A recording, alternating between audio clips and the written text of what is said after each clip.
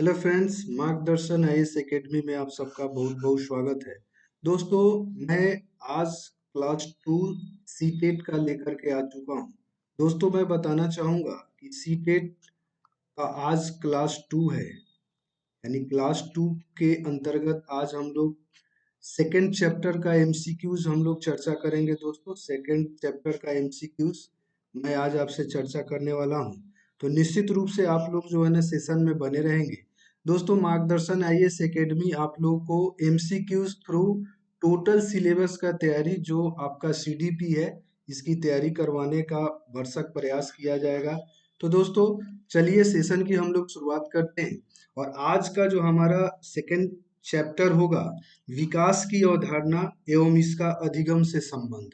दोस्तों, विकास की अवधारणा और इसका अधिगम से संबंध से अगर देखा जाए तो दो क्वेश्चंस निश्चित रूप से, एक से दो क्वेश्चन पूछे जाते हैं।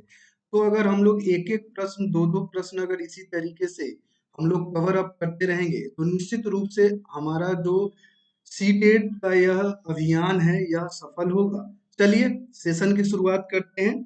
और आज बाल विकास एवं शिक्षा शास्त्र का सेकंड क्लास है। सेकंड क्लास, पहला क्लास दोस्तों मैं अपलोड कर चुका हूं। तो निश्चित रूप से जो लोग भी मुझे फॉलो करते होंगे, चैनल को सब्सक्राइब किए होंगे, साथ ही साथ अगर आप लाइक भी अगर करते हैं, अगर आपको यह सेशन पसंद आता है दोस्तों, तो आप चैनल को सब्सक्राइब करना बिल्कुल भी नहीं भूलेंगे। और अपने फ्रेंड सर्किल में अगर शेयर करेंगे तो बहुत अच्छी बात होगी। तो चलिए, एक एक प्रश्न इंपॉर्टेंट है। आज हम लोग सेकेंड क्लास को शुरुआत करते हैं थ्रू एमसीक्यूज। टोटल सीटेट की तैयारी, सीडीपी की तैयारी या तैयारी मैं कराऊंगा आप लोग को बाल विकास एवं शिक्षा शास्त्री क्लास 2, यानी दूसरी क्लास आज मैं आपको लेकर के आ चुका हूँ। चलिए, पहला प्रश्न है दोस्तों, विकास की प्रक्रिया में जीवन मूल्यों, व्यक्तित्व, व्यवहार इत्यादि के विकास भी शामिल है। इसमें दोस्तों चार ऑप्शन दिए गए हैं। ए है दृष्टिकोण, बी है स्वभाव, सी है रुचि और डी है आदत। और इसमें उत्तर देने के लिए चार ऑप्शन दिए गए हैं। ए है पहला उत्तर आपका, ए और बी दोनों है। दूसरा है ए बी सी, तीनों सही है। तीसरा है दोस्तों बी सी डी, कथन सही है। और चौथा ए सभी सही है। तो दोस्तों अगर देखा जाए तो व्यक्तित्व व्यवहार से संबंधित विकास में जो शामिल है जीवन मूल्य और विकास की प्रक्रिया में, तो निश्चित रूप से आपका जवाब फोर ऑप्शन हो जाएगा, यानी चौथा, यानी टोटल ऑल ऑफ एबव आपका सही है। दृष्टिकोण, स्वभाव, आदत और रुचि। चलिए अगला प्रश्न देखते हैं। अगला प्रश्न है, बाल विकास के अध्ययन में निम्नलिखित में से किन बातों को शामिल किया जाता है। दोस्तों, बाल विकास के अध्ययन में निम्न में से किन बातों को शामिल किया जाता है। ए है आयु के साथ होने वाले परिवर्तनों का क्या स्वरूप होता है। बी है बालक में होने वाले परिवर्तनों का विशेष आयु के साथ क्या संबंध होता है। सी कथन है बालकों में पाई जाने वाली व्यक्तिगत विभिन्नताओं के लिए किस प्रकार के आनुवांशिक एवं परिवेशजन्य प्रभाव उत्तरदायी होते हैं। तो दोस्तों इसमें भी चार ऑप्शन दिए गए हैं। पहला है ए और बी सही है, दूसरा है बी और सी सही है, तीसरा ऑप्शन है ए और सी सही है, और दोस्तों चौथा ऑप्शन है सभी सही है। तो दोस्तों इसका भी सही उत्तर आपका ऑल ऑफ एबव होगा, यानी चौथा आपका बिल्कुल ही सही जवाब होगा। चलिए अगला प्रश्न देखते हैं दोस्तों। अगला प्रश्न है, यह प्रस्तुत किया जा रहा है दोस्तों मार्गदर्शन आईएएस के द्वारा, तो आप चैनल को सब्सक्राइब जरूर करेंगे।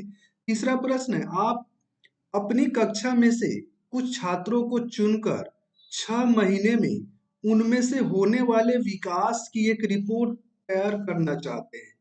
तो इसके लिए आप निम्न में से क्या चुनेंगे।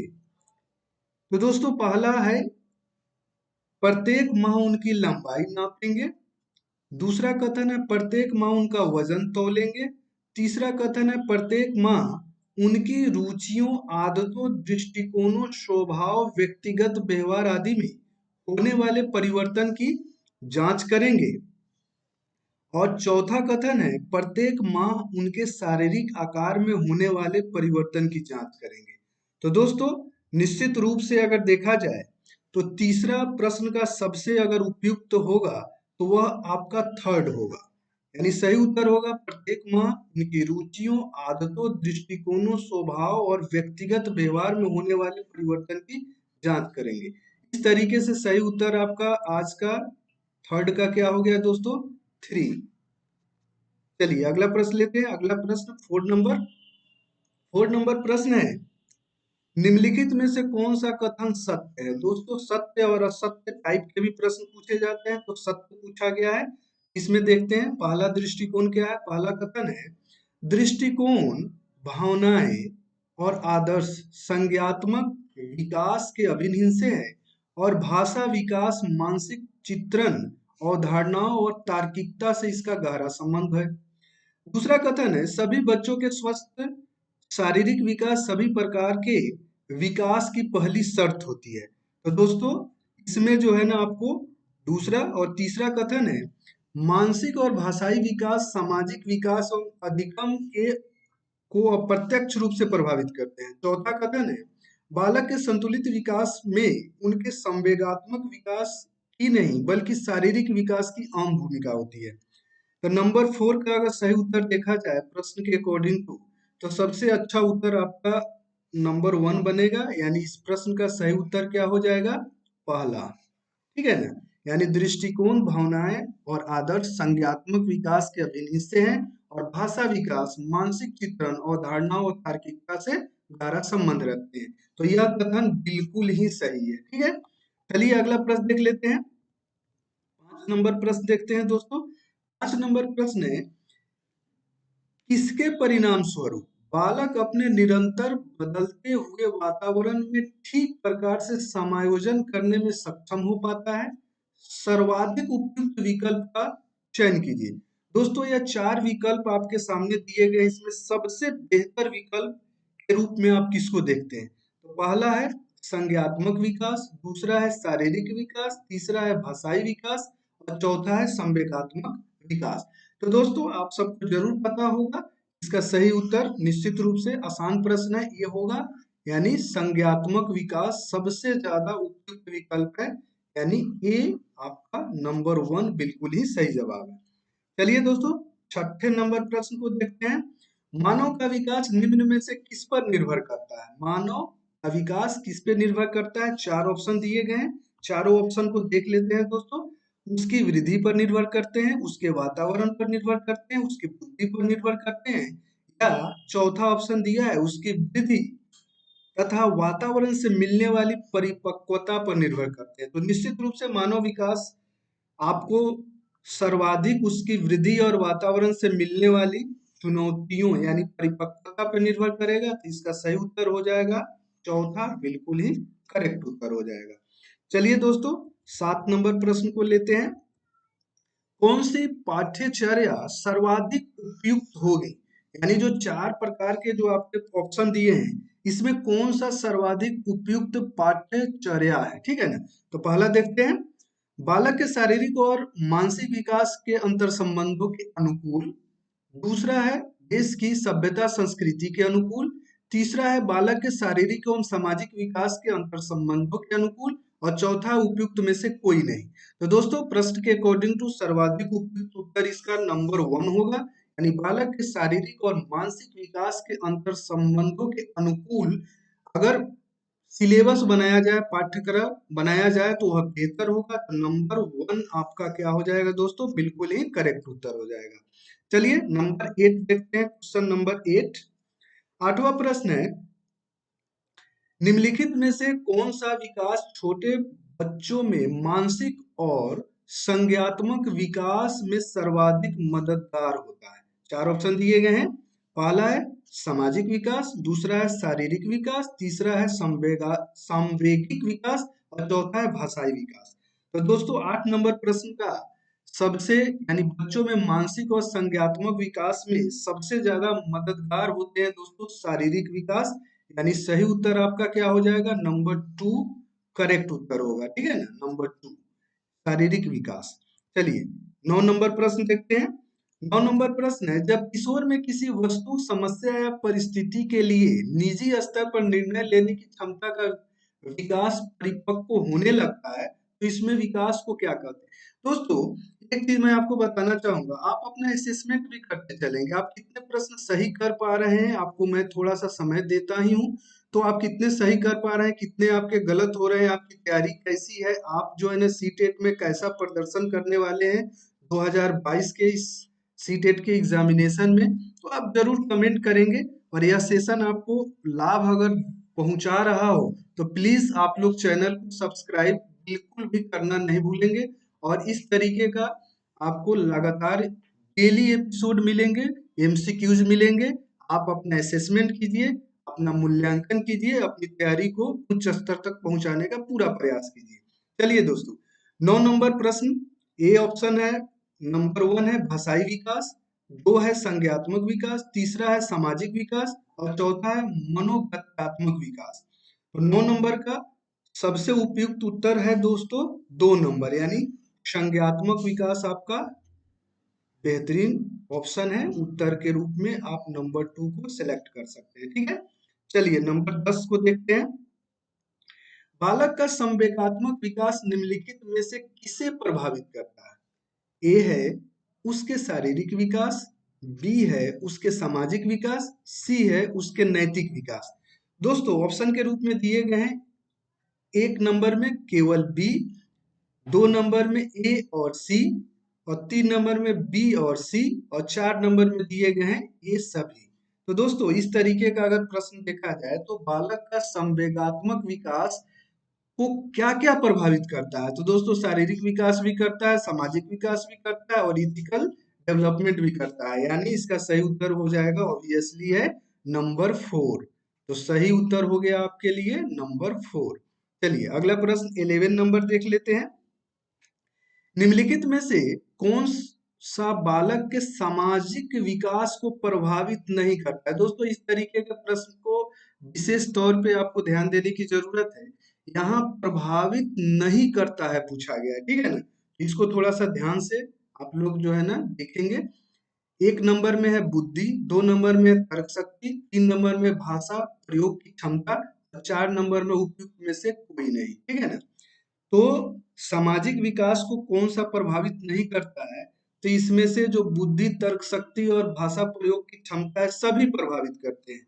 तो सही उत्तर आपका हो जाएगा नंबर 4, यानी उपयुक्त में से कोई भी नहीं। इसको सही उत्तर हो जाएगा आपके लिए क्या, नंबर 4, यानी उपयुक्त में से कोई नहीं। जो भी ऑप्शन दिया है 1, 2 और 3, इसमें से कोई सा भी सही नहीं है, चौथा सही है, ठीक है ना। चलिए नंबर 12 हम लोग देखते हैं। 12 है विकास के विभिन्न आयामों के संदर्भ में निम्नलिखित में से कौन सा कथन असत्य है? यह भी असत्य पूछा गया है, यानी जो इसमें गलत है दोस्तों इसी को आपको सही उत्तर के रूप में चूज करना है। पहला है कल्पना करना, स्मरण करना, विचार करना, निरीक्षण करना, समस्या करना, निर्णय लेना इत्यादि की योग्यता संज्ञात्मक विकास के फलस्वरूप ही विकसित होते हैं, ठीक है। तो दोस्तों, अगर इस सेंटेंस को आप देखोगे तो यह सेंटेंस आपके लिए बिल्कुल ही सही है, ठीक है ना, अगर सही उत्तर अगर मैं एक साथ करूं तो। दूसरा देखते हैं, भाषा का विकास एक प्रकार का संज्ञात्मक विकास है, यह भी बिल्कुल सही है।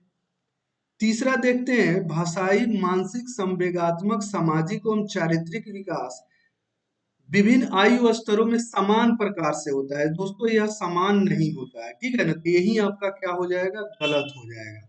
और चौथा है क्रियात्मक विकास का अर्थ है व्यक्ति की क्रियात्मक शक्तियों, क्षमताओं और योग्यताओं का विकास।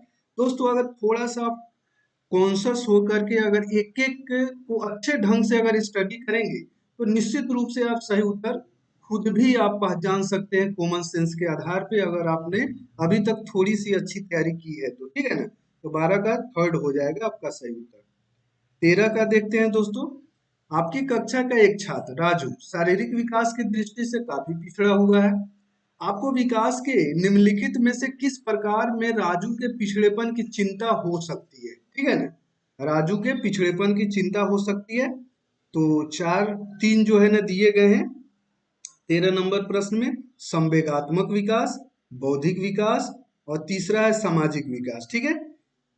1 नंबर में दिया गया केवल एक सही है, 2 नंबर में केवल बी सही है, 3 नंबर में ए और सी सही है और 4 नंबर में सभी सही है। तो दोस्तों इस तरीके का प्रश्न का अगर आपको थोड़ी सी भी कंफ्यूजन हो तो निश्चित रूप से ये सभी आपका ऑल ऑफ एबव जो है ना आपका सही उत्तर होता है।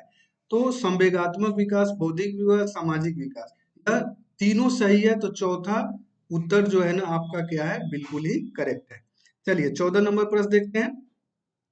14 नंबर प्रश्न है, बुद्धि और विकास के संदर्भ में निम्नलिखित में से कौन सा कथन सत्य है। दोस्तों यहाँ पे जो सही है उसको चूज करना है। 14 नंबर प्रश्न में देखते हैं, एक एक को पढ़ करके देखते हैं कौन सा कथन सही है और कौन सा कथन गलत है, ठीक है ना। तो देखते हैं, बुद्धि वृद्धि विकास की प्रक्रिया का एक चरण होता है जिसका क्षेत्र सीमित होता है। पहला कथन है, पहला कथन है वृद्धि विकास की एक प्रक्रिया का एक चरण होता है जिसका क्षेत्र असीमित होता है। दूसरा देखते हैं, विकास स्वयं एक विस्तृत अर्थ रखता है एवं वृद्धि इसका एक भाग होता है।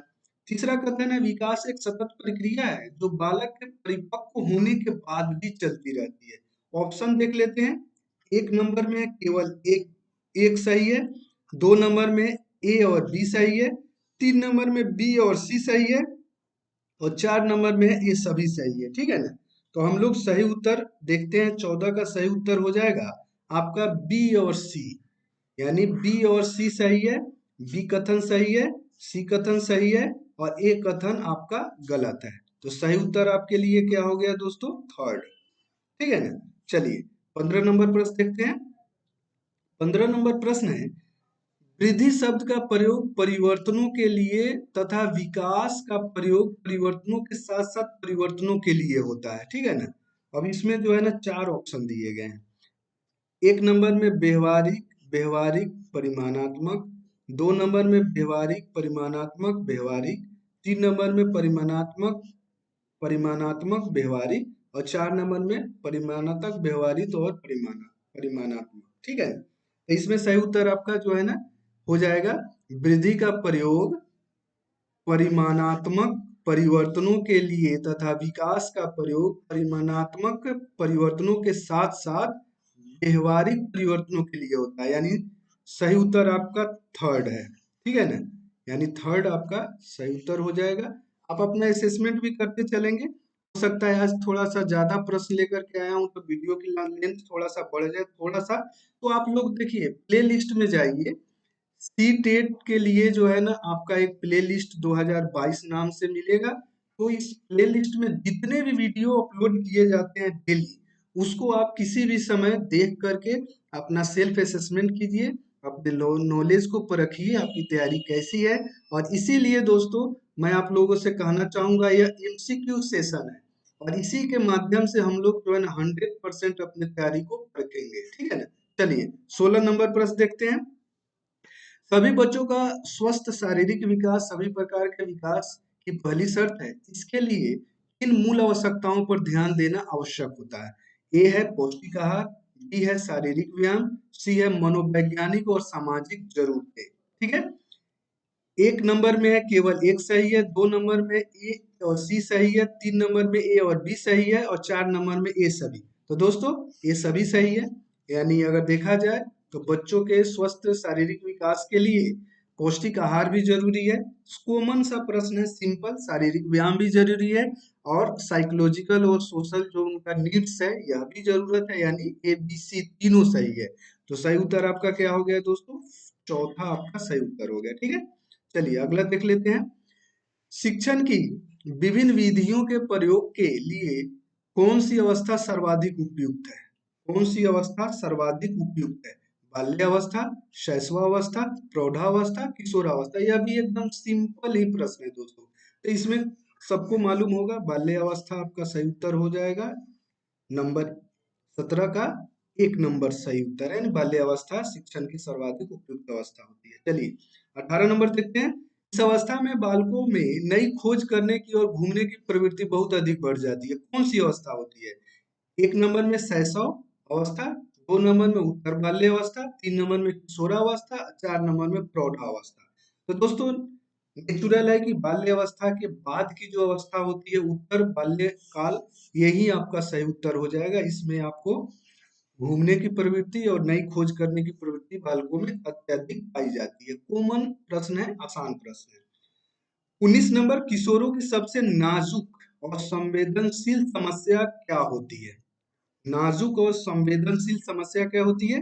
एक नंबर में व्यवसाय संबंधी समस्या, दो नंबर में यौन संबंधी समस्या, तीन नंबर में समायोजन संबंधी समस्या और चार नंबर में प्रश्नाभ्यास संबंधी समस्या। तो दोस्तों, किशोर उम्र में सबसे नाजुक और सबसे ज्यादा संवेदनशील समस्या होती है यौन संबंधी समस्या, जो आप लोग जानते भी होंगे। इस तरीके का जो आप लोग अनुभव भी किए होंगे, अगर आप लोग जो है ना किशोर से ही गुजरे होंगे इसी प्रक्रिया से, तो जरूर आपको पता होगा इसका सही उत्तर। 20 नंबर प्रश्न देख लेते हैं। मानव विकास की किस अवस्था के बाद व्यक्ति परिपक्व हो जाता है? बाल्यावस्था, शैशवावस्था, प्रौढ़ावस्था और किशोरावस्था। तो किस अवस्था के बाद व्यक्ति, परिपक्व शब्द का इस्तेमाल किया गया है, तो किस अवस्था के बाद परिपक्व हो जाता है? तो नेचुरल है, इसका उत्तर किशोरावस्था हो जाएगा, यानी चौथा आपका सही उत्तर हो जाएगा। व्यक्ति परिपक्व होता है किशोरावस्था के बाद। ठीक है, चलिए 21 नंबर प्रश्न देख लेते हैं। 12-14 वर्ष की आयु के बीच की अपेक्षा लंबाई मांसपेशियों में तेजी से वृद्धि होती है और 14-18 वर्ष की आयु के बीच की अपेक्षा लंबाई और मांसपेशियों में तेजी से वृद्धि होती है। इसमें जो है ना दोस्तों, कुछ जो है ना इसमें क्या है कि आपको जो खाली स्थान है उसको, वैकेंट है उसको भरने हैं। नेचुरल है, मैं आप लोग को बताने वाला हूँ। पहला, दूसरा, तीसरा और चौथा ऑप्शन है। अगर इसमें पुट करके आप पढ़ेंगे तो बड़ा आसान हो जाएगा। देखिए, 12-14 वर्ष की आयु में लड़कों की अपेक्षा लड़कियों लड़कियों की लंबाई मांसपेशियों में तेजी से वृद्धि होती है, एवं 14 से 18 वर्ष की आयु के बीच लड़कियों की अपेक्षा लड़कों की लंबाई और मांसपेशियां तेजी से बढ़ती है। इस तरीके से देखा जाए तो नंबर दूसरा जो है आपका सर्वाधिक उपयुक्त उत्तर निकल के आएगा। नहीं, चलिए आप लोग जो है ना, आप लोग भी कोशिश करेंगे एक एक प्रश्न को सोल्व करने का। 22 नंबर देखते हैं। सार्थक अधिगम की प्रक्रिया विकास की किस अवस्था में आरंभ होती है? किशोरावस्था, वयस्कावस्था, शैशवावस्था, बाल्यावस्था। तो दोस्तों, सार्थक अधिगम की अवस्था शुरू होती है शैशवावस्था में, तो नंबर 3 आपका सही उत्तर हो जाएगा।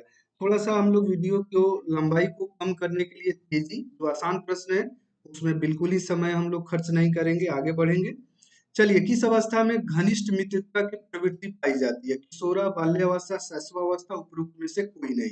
तो दोस्तों, आप अपने उत्तर को जरूर दीजिए और मेरे उत्तर के साथ उसको जो है ना परिपुष्ट करने की कोशिश कीजिए।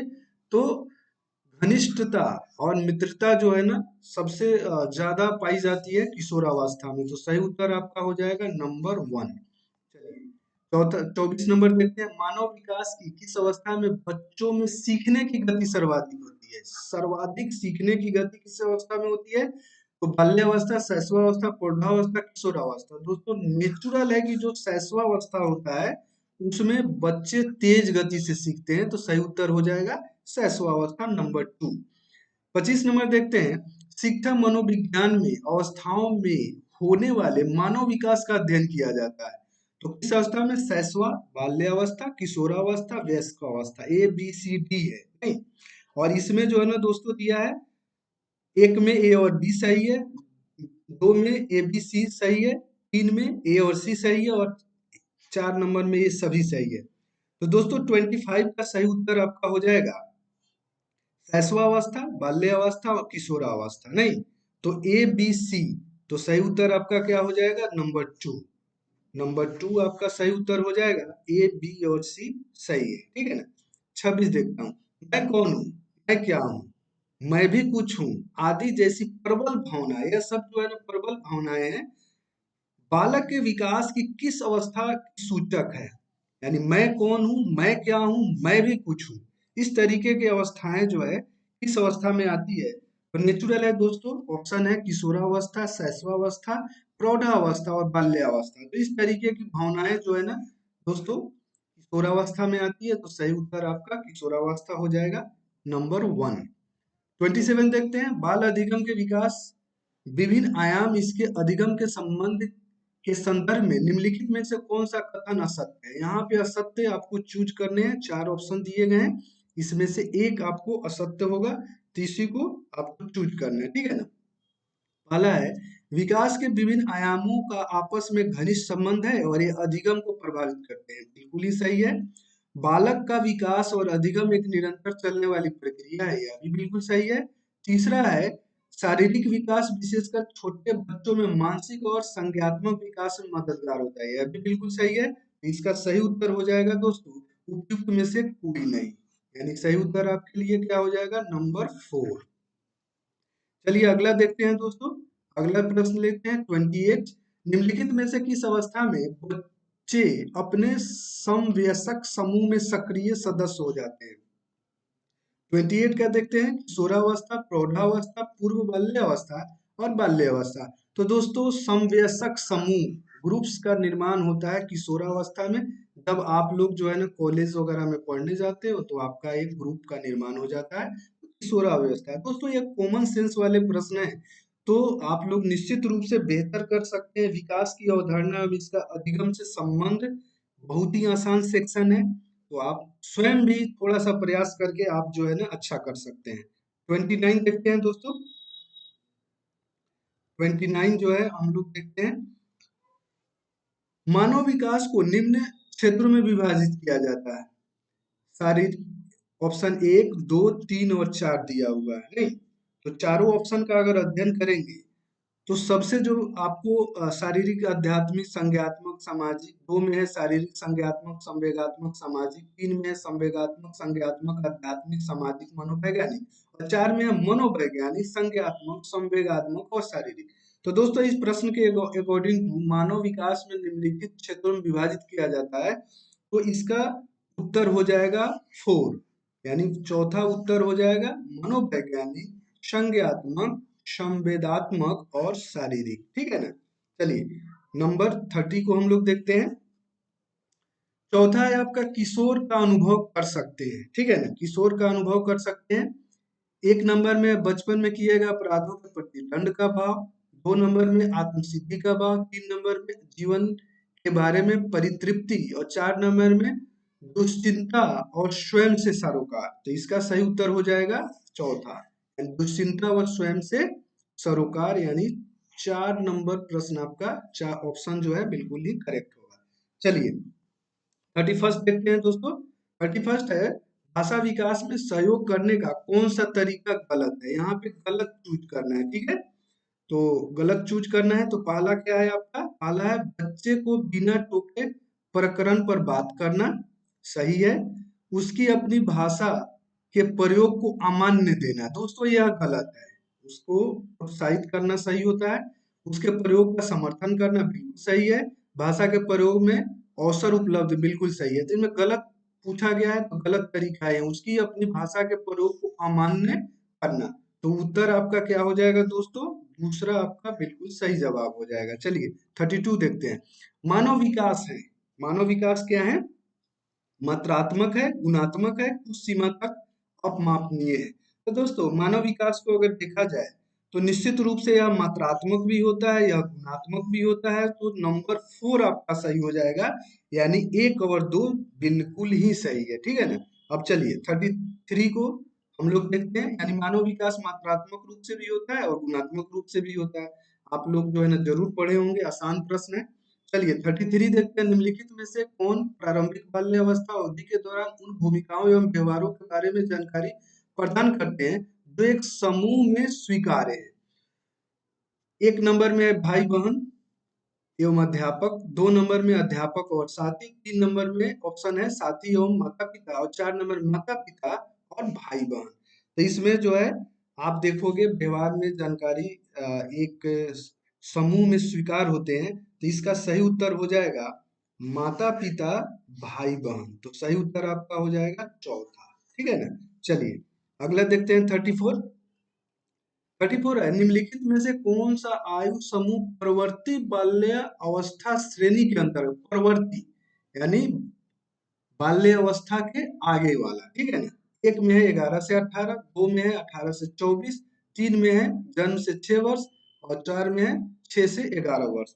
तो दोस्तों 34 के अंतर्गत कहा गया है प्रवर्ती बाल्य अवस्था। तो प्रवर्ती बाल्य अवस्था का जो पीरियड है आप सभी को पता होगा, आसान प्रश्न है, 6 से 11 वर्ष, तो आपका सही उत्तर हो जाएगा चौथा। ठीक है ना। चलिए 35 देख लेते हैं। 35 है, कोई भी नाराज हो सकता है, यह आसान है, परंतु एक सही व्यक्ति के ऊपर सही मात्रा में सही समय पर सही उद्देश्य के लिए तथा सही तरीके से नाराज होना आसान नहीं है, यह संबंधित है। दोस्तों इस तरीके का प्रश्न थोड़ा सा कॉम्प्लिकेटेड होता है, अगर आप जो है अच्छे से पढ़े होंगे थॉट को तो आप जरूर सही करेंगे। तो देखिए यह है, आपको कोई भी नाराज हो सकता है, आसान है, और परंतु एक व्यक्ति के ऊपर सही मात्रा में सही समय पर सही उद्देश्य के लिए, तो यह कहीं ना कहीं आपको संवेगात्मक विकास को परिलक्षित करता है। तो इसका सही उत्तर आपका नंबर 1 ही हो जाएगा। ठीक है, तो सही उत्तर 1 नंबर हो जाएगा। ठीक है, चलिए अगला देख लेते हैं। शैशव काल की अवधि होती है, तो यह भी देखा जाए तो बिल्कुल ही आसान प्रश्न है। शैशव काल की अवधि जन्म से 2 वर्ष तक होती है, तो सही उत्तर आपका आसान है। आसान आसान प्रश्न मैं जल्दी आपको करा दे रहा हूँ। अगला 37 देख लेते हैं दोस्तों। मध्य बाल्य अवस्था में भाषा के बजाय अधिक है, यानी मध्य जो बाल्य अवस्था होती है उसमें आप देखोगे सामाजिकृत और अहं केंद्रित जो है ना ज्यादा पाया जाता है, यानी नंबर 1 आपका 37 का बिल्कुल ही करेक्ट उत्तर हो जाएगा। ऑप्शन दोस्तों मैं जो आसान है उसको थोड़ा सा मैं छोड़ दे रहा हूँ, जो मुश्किल है उसको मैं उस पर इंफेसाइज कर रहा हूँ। 38 देख लेते हैं। विकास से की ओर बढ़ता है, यानी विकास देखो कितना महत्वपूर्ण और कितना इंपॉर्टेंट प्रश्न है, नहीं? जटिल से कठिन, विशिष्ट से सामान्य, साधारण से आसान, सामान्य से विशिष्ट। विकास का जो क्रम है दोस्तों, वह हमेशा देखोगे कि सामान्य से विशिष्ट की ओर बढ़ता है। एकदम कॉमन प्रश्न है, अगर थोड़ा सा आप विवेक का इस्तेमाल करेंगे तो इस तरीके का प्रश्न बिल्कुल गलत नहीं करेंगे। दोस्तों यह मार्गदर्शन आईएएस एकेडमी का प्रयास है, तो अगर अभी तक आपने चैनल को सब्सक्राइब नहीं किया है तो जरूर आप सब्सक्राइब कर लीजिए। साथ ही साथ दोस्तों लाइक भी कीजिए और अपने फ्रेंड सर्किल में शेयर करना बिल्कुल भी नहीं भूलिए। दोस्तों मैं आप लोग का टोटल जो आपका सीडीपी है, सीटेट के जो सिलेबस में शामिल किया गया है, तो इसका मैं पूरा का पूरा एमसीक्यूज के माध्यम से आपको तैयारी करवा दूंगा, और पेडागोगी जो है आपका इन्वायरमेंट से वो भी मैं कोशिश करूंगा करा दूं। आप लोग के ऊपर निर्भर करता है, अगर आप लोग ज्यादा से ज्यादा शेयर करेंगे, सब्सक्राइब करेंगे, लाइक करेंगे, तो निश्चित रूप से मैं अन्य सेक्शंस को भी मैं एमसीक्यूज के माध्यम से कराने का प्रयास करूंगा। दोस्तों चलिए अब 39 को देखते हैं प्रश्न को। 39 है, विकास की गति एक व्यक्ति से दूसरे में भिन्न होती है, किंतु यह एक जमने के अनुगमन करती है, नहीं? तो एड़ी से चोटी, अव्यवस्थित, अप्रत्याशित, क्रमबद्ध और व्यवस्थित। तो यह 4 ऑप्शन दिए गए हैं, तो 4 ऑप्शन में आप लोग को जरूर पता हो गया होगा कि क्रमबद्ध और व्यवस्थित निश्चित रूप से चौथा आपका जवाब बिल्कुल सही होगा। विकास की गति हमेशा क्रमबद्ध होती है और व्यवस्थित होती है। ठीक है ना। चलिए 40 नंबर देखते हैं। 40 नंबर है, विकास के लिए निम्नलिखित में से कौन सा एक उचित है? जो उचित है उसी को चूज करना है। ठीक है ना। तो देख लेते हैं। विकास जन्म के साथ प्रारंभ होता है और समाप्त होता है। ठीक है। दूसरा है सामाजिक सांस्कृतिक संदर्भ विकास में एक महत्वपूर्ण भूमिका का निर्वहन करता है। और तीसरा है दोस्तों, विकास एक एकल आयामी है और विकास एक पृथक है। तो सिंपल सा है, इसमें अगर सर्वाधिक उपयुक्त उत्तर की बात किया जाए तो नंबर 2 यानी सही उत्तर हो जाएगा आपका दूसरा, बिल्कुल सही उत्तर है। चलिए 41 देखते हैं। भाषा विकास के लिए प्रारंभिक बचपन का काल है, यानी 41 का आप देखा जाए तो सेकंड लास्ट मैं आप लोगों को करा रहा हूँ। भाषा विकास प्रारंभिक बचपन का काल है। एक में दिया है कम महत्वपूर्ण, दो में है अमहत्वपूर्ण, तीन में है अति संवेदनशील और चार में है निरपेक्ष। तो क्या होता है दोस्तों? तो यह अगर देखा जाए भाषा विकास प्रारंभिक बचपन में अगर देखा जाए तो यह अति संवेदनशील कैटेगरी का होता है, यानी नंबर 3 इसका सही उत्तर हो जाएगा। लास्ट प्रश्न देखते हैं दोस्तों 42। भाषा के विकास के लिए सबसे संवेदनशील समय निम्नलिखित में से कौन सा होता है? जो ये 4 काल दिए गए हैं इसमें सबसे महत्वपूर्ण कौन सा समय होता है जो भाषा के विकास के लिए संवेदनशील होता है? एक में है मध्य अवस्था का काल, दो में है वयस्क अवस्था का काल, तीन में है प्रारंभिक बचपन का समय और चार में है जन्म से पूर्व का समय। तो दोस्तों अगर देखा जाए तो प्रारंभिक बचपन का समय जो है वह भाषा के विकास के लिए अति संवेदनशील है। तो सही उत्तर आपका हो जाएगा नंबर 3।